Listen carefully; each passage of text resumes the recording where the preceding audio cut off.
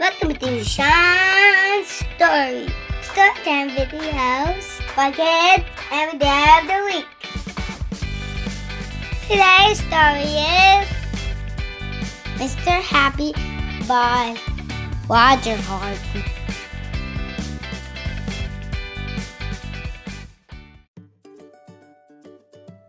On the other side of the world, where the sun shines hotter than here, and where the trees are 100 feet tall, there's a country called Happy Land. As you might very well expect, everybody who lives in Happy Land is as happy as the day is long. Wherever you go, you see smiling faces all around. It's such a happy place that even the flowers seem to smile in Happy Land.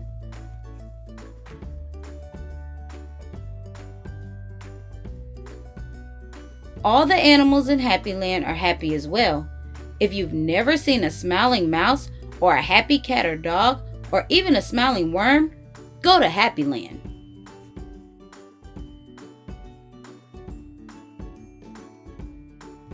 This is a story about someone who lived in Happy Land who happened to be called Mr. Happy. Mr. Happy was fat and round and happy.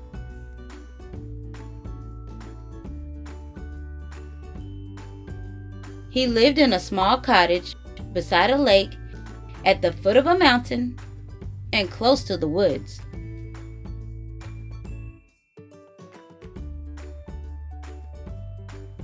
One day, while Mr. Happy was walking in those woods near his home, he came across something which was really very exciting. There in the trunk of one of the very tall trees was a door. Not a very large door, but it was certainly a door. A small, narrow, yellow door. Definitely a door. I wonder who lives there, thought Mr. Happy, and he turned the handle of the small, narrow, yellow door.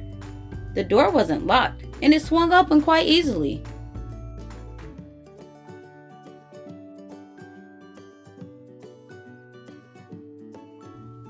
Just inside the small, narrow, yellow door was a small, narrow, winding staircase leading down. Mr. Happy squeezed his rather large body through the rather thin doorway and began to walk down the stairs. The stairs went round and round and down and down and round and down and down and round.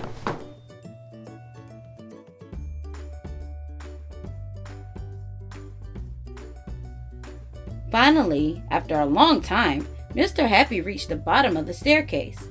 He looked around and saw in front of him another small, narrow door. But this one was red.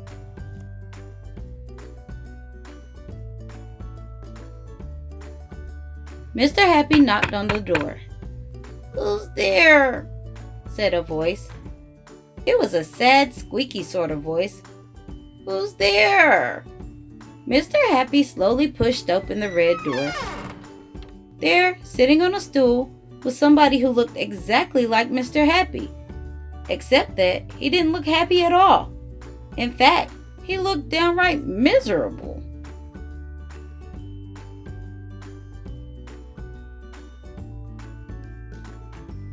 "Hello," said Mr. Happy. "I'm Mr. Happy." "Oh, are you really?" sniffed the person who looked like Mr. Happy but wasn't. "Well, my name is Mr. Miserable, and I'm the most miserable person in the world." "Why are you so miserable?" asked Mr. Happy. "Because I am," replied Mr. Miserable.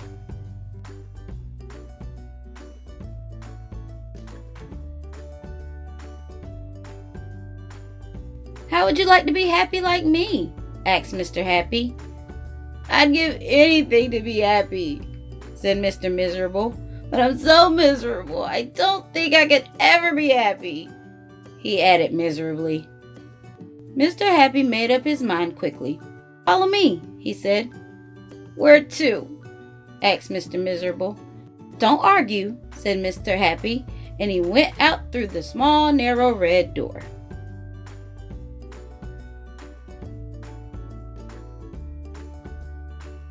Mr. Miserable hesitated and then followed. Up and up the winding staircase they went, up and round and up and round and up until they came out into the woods. "Follow me," said Mr. Happy again. and they both walked through the woods back to Mr. Happy's cottage.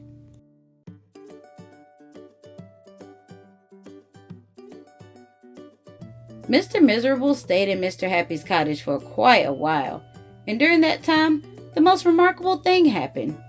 Because he was living in Happy Land, Mr. Miserable very, very slowly stopped being miserable and started to be happy. His mouth stopped turning down at the corners.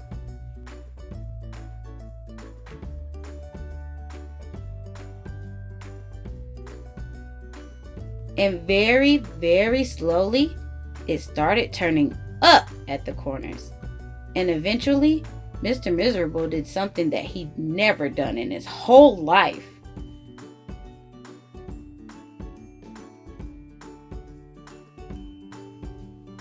He smiled. And then he chuckled, which turned into a giggle, which became a laugh, a big, booming, hearty, huge, giant, large, enormous laugh. And Mr. Happy was so surprised that he started to laugh as well. And both of them laughed and laughed.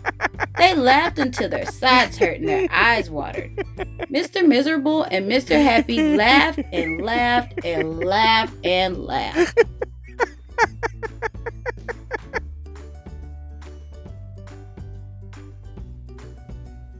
They went outside and still they laughed. And because they were laughing so much, everybody who saw them started laughing as well. Even the birds in the trees started to laugh at the thought of somebody called Mr. Miserable who just couldn't stop laughing. And that's really the end of the story, except to say that if you ever feel as miserable as Mr. Miserable used to, you know exactly what to do, don't you?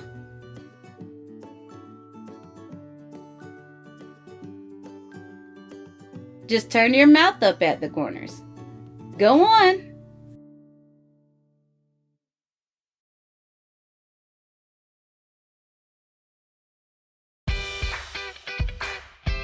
Did you see today's Storytime kids? Remember, they're hiding somewhere in the story. Leave a comment and tell me what sketch you find.